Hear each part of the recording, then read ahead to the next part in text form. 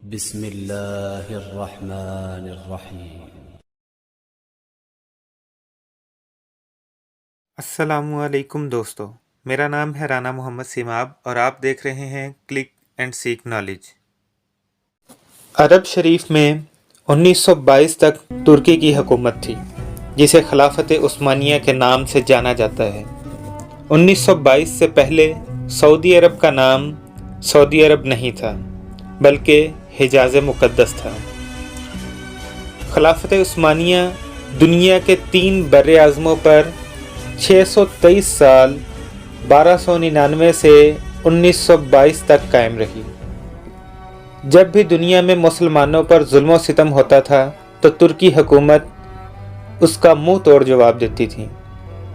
امریکہ، برطانیہ، یورپین، نصرانی اور یہودیوں کو اگر سب سے زیادہ خوف تھا تو وہ خلافت عثمانیہ حکومت کا تھا۔ امریکہ اور یورپ جیسوں کو معلوم تھا کہ جب تک خلافت عثمانیہ ہے تب تک ہم مسلمانوں کا کچھ بھی نہیں بگاڑ سکتے۔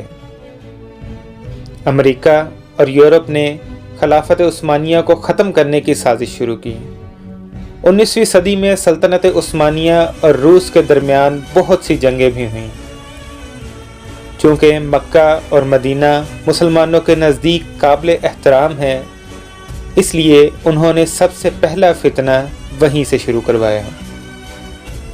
امریکہ اور یورپ نے سب سے پہلے ایک شخص کو کھڑا کیا جو کہ عیسائی مذہب سے تھا۔ ایسی عربی زبان بولتا تھا کہ کسی کو اس پر شک تک نہیں ہوا۔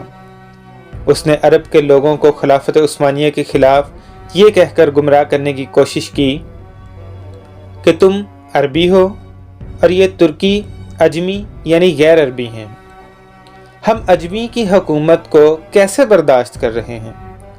پر لوگوں نے اس کی ایک نہ مانی۔ یہ شخص لارنس آف عربیہ کے نام سے مشہور ہوا۔ آپ لارنس آف عربین لکھ کر گوگل پر سرچ کر سکتے ہیں۔ پھر امریکہ نے ایک اور شخص کو کھڑا کیا جس کا نام عبدالوہاب نجدی تھا۔ عبدالوہاب نجدی کی ملاقات عرب کے ایک سوداگر سے ہوئی جس کا نام ابن سعود تھا۔ اس نے ابن سعود کو عرب کا حکمران بنانے کا لالچ دیا۔ پھر سعودیہ نے مکہ، مدینہ اور طائف میں ترکی کے خلاف جنگ شروع کر دی۔ مکہ، مدینہ شریف اور طائف کے لاکھوں مسلمان ابن سعود کے ڈاکو فوج کے ہاتھوں شہید ہوئے۔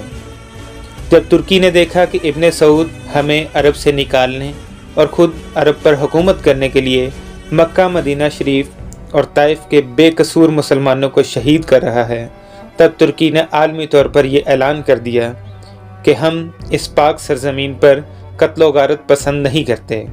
اس وجہ سے خلافت عثمانیہ کو ختم کر دیا گیا، جس کی وجہ سے 40 نئے ممالک وجود میں آئے۔ پھر عرب نے مسلمانوں کا زوال شروع ہوا۔ حجاز مقدس کا نام 1400 سال کی تاریخ میں پہلی بار بدلا گیا۔